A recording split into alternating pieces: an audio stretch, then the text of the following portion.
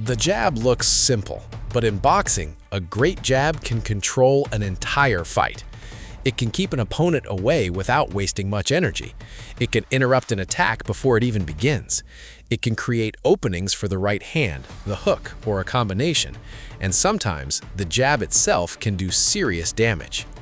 Over the years, boxing has produced fighters who turned this basic punch into a major weapon. Some used speed, some used power, and others used timing and accuracy. There is no official ranking for the greatest jab in boxing history, so this list is based on how consistently these fighters used the jab at the highest level. We are looking at technique, effectiveness, range, timing, power, and the quality of opposition. And there are some names here that serious boxing fans will immediately recognize. But the order may still give you something to argue about, because when it comes to the best jab ever, there is no single answer. So let us go through 10 of the greatest jab artists the sport has ever produced. And stay until the end, because the number one choice has a very strong case. At number 10 is Sergey Kovalev, the Russian light heavyweight who became known for his punching power. Kovalev's jab was not simply a way to start combinations. He could use it to establish range and make opponents hesitate before coming forward. At his best, he carried serious authority in that left hand. He often followed the jab with his powerful right hand. That made opponents think twice about standing directly in front of him. Kovalev became a world champion at light heavyweight and held the WBO title before later adding the WBA and IBF championships. His jab was especially useful because his entire style depended on controlling the space in front of him. He could touch an opponent with the jab and immediately threaten with something much heavier. That forced opponents to respect even the first punch of an exchange. His jab was not as famous as the jabs of some heavyweight legends, but it was an important part of the Kovalev style. And that is exactly what a great jab should do. It should make the opponent react before the real attack begins. Kovalev's left hand repeatedly helped him do that. At number 9 is Oscar de la Hoya. The Golden Boy built his career around speed, accuracy, and clean combinations, and the jab was one of the foundations of that style. De la Hoya could use it while moving forward or while controlling distance from the outside. He could also direct it toward the body instead of always aiming for the head. That gave him another way to disrupt an opponent's rhythm. His jab helped create the space for his left hook and straight right hand. It was also useful when he needed to keep pressure without rushing into exchanges. De la Hoya became a world champion in 6 weight divisions. He fought some of the biggest names of his generation, including Julio Cesar Chavez, Pernell Whitaker, Felix Trinidad, Bernard Hopkins, and Floyd Mayweather. Against that level of opposition, a fighter cannot depend on one simple punch. The jab has to work against different styles and different distances. De la Hoya's ability to vary his jab made it an important part of his overall game. It was fast, accurate, and often followed by combinations. That versatility earns him a place on this list. At number 8 is Gennady Golovkin. Golovkin's jab became one of the most respected weapons of his middleweight career. What made it different was the authority behind it. He could use the jab to move an opponent backward before launching his heavier punches. He also used it to close distance without recklessly rushing forward. Golovkin became a unified middleweight champion and defended his titles repeatedly during his long run at the top. His jab was especially useful because opponents knew the power was coming behind it. That created a difficult decision every time he stepped forward. If they tried to escape, he could continue pressing with the jab. If they stayed in place, his right hand and left hook were waiting. Golovkin's jab also helped him cut off the ring and maintain pressure. It was not always the fastest jab on this list, but speed is only one part of a good jab. Placement, timing, balance, and purpose mattered just as much. And Golovkin consistently gave his jab a clear purpose. It was a punch designed to control the fight. At number 7 is Floyd Mayweather Jr. Mayweather is usually remembered for defense, timing, and his ability to make opponents miss, but his jab was an important part of that defensive system. He could use it to score from range without committing his entire body. He also changed the jab depending on the situation. Sometimes it went straight to the head, sometimes it went downstairs to the body, and sometimes it was simply there to interrupt the opponent's rhythm. Against Miguel Cotto in 2012, Mayweather landed 51 jabs according to CompuBox statistics. That fight showed how effectively he could use the jab against a strong pressure fighter. Mayweather finished his professional career with a 50-0 record. He also won world titles across multiple weight divisions. His jab was not built around one dramatic feature. Its strength came from how well it worked with his defense, footwork, and timing. He could touch an opponent, move away, and make the next attack difficult to start. That level of control is why Mayweather belongs among the elite jab users. At number 6 is Marvin Hagler. Hagler was a different kind of jab artist because he could fight effectively from both stances. As a southpaw, his right jab could create unusual angles for opponents. He could also switch to orthodox and continue attacking without losing his structure. Hagler became undisputed middleweight champion and defended the title 12 times. His jab was not designed simply to look beautiful. It was designed to create problems. He could use it while moving forward.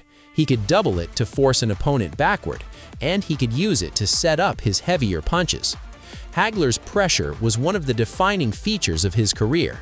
The jab helped him maintain that pressure without simply rushing into exchanges. He fought Roberto Duran, Thomas Hearns, and John Mugabe during one of the strongest periods in middleweight history. Against fighters like those, the jab had to be more than a rangefinder. It had to help control the pace of the fight, and Hagler understood exactly how to make it work. At number 5 is Thomas Hearns.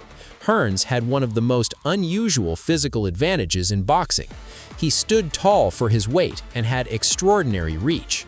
But having long arms is not enough to create a great jab. You have to know how to use them. Hearns did. He could flick the jab from a relatively low lead hand. That made the punch difficult to read before it was launched. He could also use it to keep shorter opponents at the end of his reach. Once they tried to enter, his right hand was waiting behind it. That combination became one of the defining features of the Hitman style. Hearns became a world champion in 5 weight divisions. He fought Sugar Ray Leonard, Marvin Hagler, Roberto Duran, and many other elite opponents. His jab helped him establish the distance where his long punches were most dangerous. It also allowed him to attack without constantly standing in the pocket. That combination of reach, timing, and speed made Hearns one of boxing's most dangerous long-range fighters, and his jab was a major reason why. At number 4 is Lennox Lewis. Lewis had the size, reach, and discipline to make the jab a major part of his heavyweight game. He was not interested in standing unnecessarily close to shorter opponents. Instead, he often used his jab to make them cross a dangerous distance. The punch helped him dictate where exchanges happened. It also gave him a reliable way to score without taking unnecessary risks.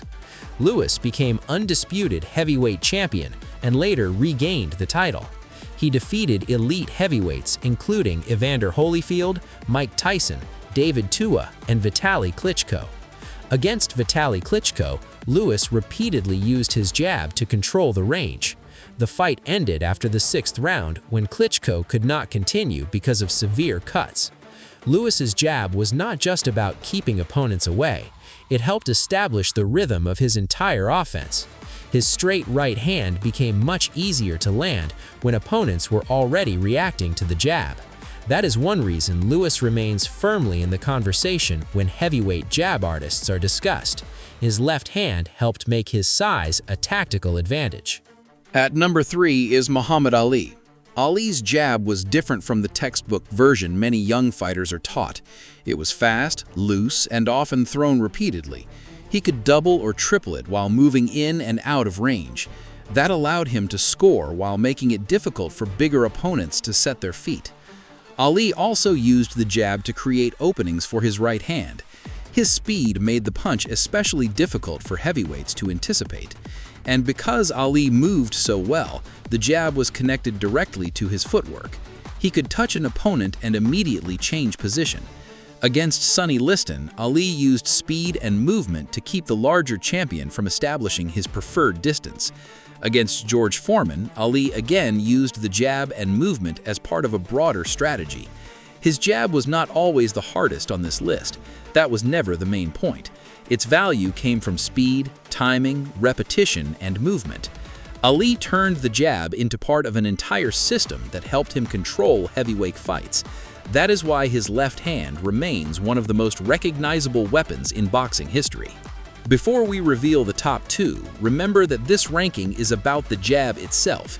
It is not a ranking of the greatest boxers overall. A fighter can be an all-time great without having the best jab, and another fighter can have an incredible jab without being the greatest fighter in history. That distinction matters when comparing different eras and weight classes. The jab also changes depending on the fighter using it. A heavyweight can use reach and strength to make it powerful. A smaller fighter may rely more heavily on speed and timing. A pressure fighter can use it to close distance. A boxer can use it to keep distance. And an aggressive puncher can use it to hide the shot that follows. That is why comparing jabs is more complicated than simply asking which one hit hardest. For this list, effectiveness matters more than reputation. The question is not who looked good throwing it. The question is who repeatedly made the jab work against elite opposition. And now we reach 2 fighters who built a large part of their careers around that answer. At number 2 is Sonny Liston. Liston's jab deserves special attention because of the combination of reach, strength, and timing behind it. He was not an unusually tall heavyweight by modern standards, but his reach was extraordinary and he knew how to use it. His jab could keep opponents at a distance where his other punches became easier to land. He became world heavyweight champion in 1962 after stopping Floyd Patterson in the first round. Liston repeated that result in the rematch 1 year later. His jab was one of the weapons that made him so difficult to approach.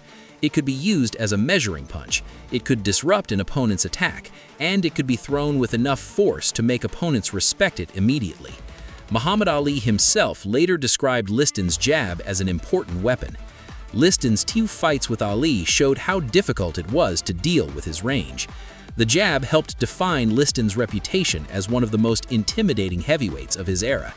Even decades later, boxing analysts still discuss where Liston's left hand belongs among the great heavyweight jabs. And there is one more name that usually enters that conversation. At number 1 is Larry Holmes. If there is one fighter whose career is almost inseparable from the jab, it is Holmes. His left hand was fast, sharp, accurate, and powerful. He could throw it repeatedly without abandoning his balance. He used it to control distance and to set up his right hand. But unlike many fighters, Holmes could also make the jab a damaging punch by itself. That became especially clear during his long heavyweight championship run. Holmes won the WBC heavyweight title in 1978 by defeating Ken Norton in a close 15-round battle. He then defended the championship 20 times before losing the title to Michael Spinks. His jab was central to the way he controlled fights. Former fighters and boxing writers have repeatedly placed Holmes among the greatest jab users in history. Holmes himself also considered his jab one of his defining weapons. He once said opponents had trouble getting away from it, and there is a remarkable detail in his history. Holmes had spent years sparring with Muhammad Ali before eventually facing him in 1980. When they finally fought, Holmes used the jab to control the distance and dominate the contest. That performance remains one of the clearest examples of how important his left hand was. So, is Larry Holmes definitely the greatest jabber in boxing history? There is no official answer. Some fans will choose Sonny Liston because of the power and reach. Others will choose Muhammad Ali because of speed and movement. Some will argue for Lennox Lewis because of how effectively he used size and distance. Thomas Hearns has a strong case because of his unusual reach and delivery. Floyd Mayweather showed how the jab could become part of an almost complete defensive system. Marvin Hagler demonstrated how the punch could support constant pressure, and Gennady Golovkin showed that a jab could be both a setup punch and a serious weapon. But Holmes has one advantage that is difficult to ignore. His entire heavyweight style was built around making that left hand work. It controlled distance, created openings, and scored consistently. That is why so many boxing voices continue to place him at or near the top. The greatest jab is ultimately a matter of judgment, but the evidence from Holmes' career makes his case extremely strong. Now I want to hear yours. Who had the best jab in boxing history? Leave your pick in the comments and subscribe to Punch Theory for more boxing stories, rankings, and breakdowns.